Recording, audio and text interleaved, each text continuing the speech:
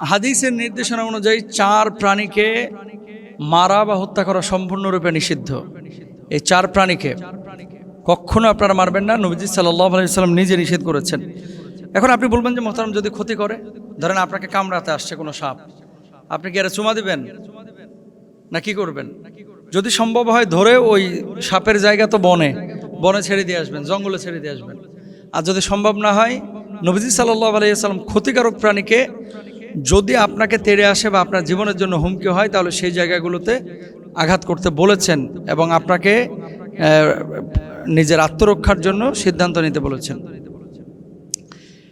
এমন কিছু আছে যেগুলো প্রকৃতির জন্য খুবই গুরুত্বপূর্ণ, তাদের হত্যা করা রাসূল আকরাম সাল্লাল্লাহু আলাইহি ওয়াসাল্লাম নিষেধ করেছেন। ইবনে আব্বাস রাদিয়াল্লাহু তাআলা আনহু থেকে বর্ণিত, তিনি বলেন, নবীজি সাল্লাল্লাহু আলাইহি ওয়াসাল্লাম 4 প্রকার প্রাণী হত্যা করতে বারণ করেছেন। 1 নম্বর হচ্ছে পিঁপড়া।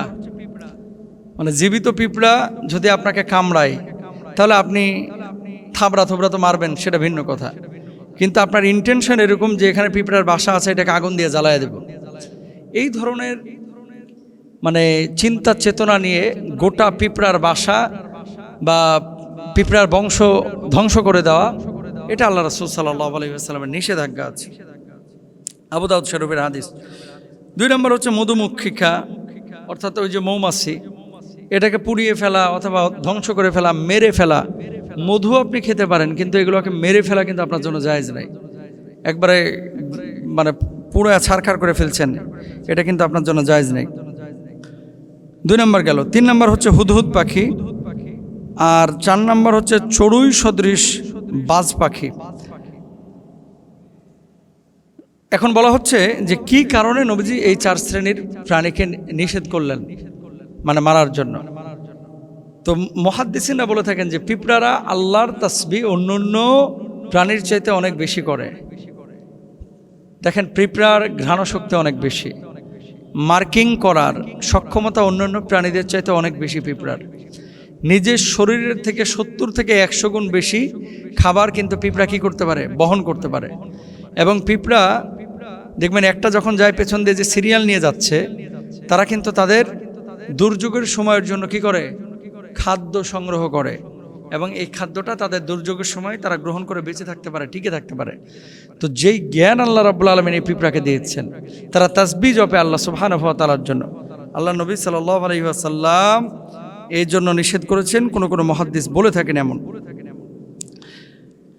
এরপরে রাসূল আকরাম সাল্লাল্লাহু আলাইহি ওয়াসাল্লাম বলছেন, নিশ্চয় আল্লাহ, তার ফেরেশতারা এবং আসমান জমিনের অধিবাসীরা, এমনকি গর্তের পিঁপড়া এবং পানির মাছ পর্যন্ত সেই ব্যক্তির জন্য দোয়া করে যে মানুষকে কল্যাণকর জ্ঞান শিক্ষা দেয়। আবু হুরায়রা রাদিয়াল্লাহু তাআলা আনহু থেকে বর্ণিত, রাসূল সাল্লাল্লাহু আলাইহি ওয়াসাল্লাম বলেছেন, কোন এক নবীকে একটি পিঁপড়া দংশন করলে তিনি সে পিঁপড়ার বস্তি জ্বালিয়ে দেওয়ার আদেশ দেন এবং তা জ্বালিয়ে দেওয়া হয়। তখন আল্লাহ তাআলা তার প্রতি ওহী প্রেরণ করেন, তোমাকে তো একটা পিঁপড়া দংশন করেছে, আর তুমি এমন এক জাতিকে ধ্বংস করলে যারা আল্লাহর মহিমা ও পবিত্রতা ঘোষণা করে। তার মানে একটা পিঁপড়া কামড়িয়েছে, এই জন্য গোটা পিঁপড়ার বংশ আপনি ধ্বংস করবেন, এটা আল্লাহ তাআলাও পছন্দ করেন নাই কুরআনুল কারীমে। তো আসলে যেই প্রাণী আপনার জন্য কল্যাণকর, সেগুলোকে অবশ্যই আপনি মারবেন না।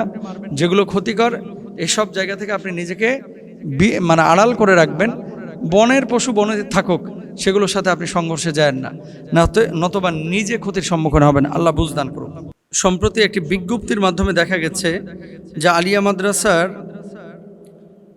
ছাত্রছাত্রীদের ফুটবল দল গঠনের ব্যাপারে বলা হয়েছে যে প্রতিষ্ঠানের শিক্ষার্থীদের মধ্য থেকে যোগ্যতার ভিত্তিতে দাখিল ষষ্ঠ থেকে দশম শ্রেণীর একটি ছাত্র ও একটি ছাত্রী এবং আলিম প্রথম বর্ষ ও দ্বিতীয় বর্ষ শ্রেণীর একটি ছাত্র ও একটি ছাত্রীর ফুটবল দল গঠন করতে হবে। আচ্ছা, এই বিজ্ঞপ্তির মাধ্যমে মূলত মাদ্রাসার ছাত্র ছাত্রীরা ফুটবল দল গঠন করা যদি রাষ্ট্রীয় আদেশ এরকম আসে, সেক্ষেত্রে শরিয়া সেটাকে কিভাবে নেয়, এ ব্যাপারে কোনো পরামর্শ আছে কিনা সরকারের কাছে এটা জানতে চাওয়া হয়েছে।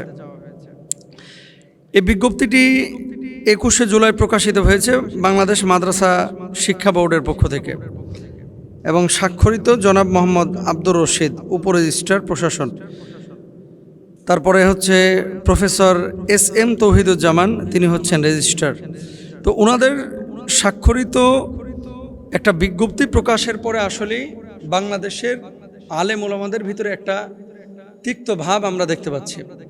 মূলত মাদ্রাসায় ছেলেমেয়েরা যায় কেন বলেন তো? মাদ্রাসায় ছেলেমেয়েরা যায় হচ্ছে দিন শিখতে, মাদ্রাসায় ছেলেমেয়েরা যায় হচ্ছে শিক্ষা দীক্ষায় সুশিক্ষিত হতে, যে তারা দুনিয়ার চাহিদা মেটাবে এবং আখেরাতে নিজেদেরকে সফল করে আল্লাহর সামনে দাঁড়াবে, মানে নিজেরা দুনিয়া এবং আখেরাতের কামিয়াবি লাভ করবে।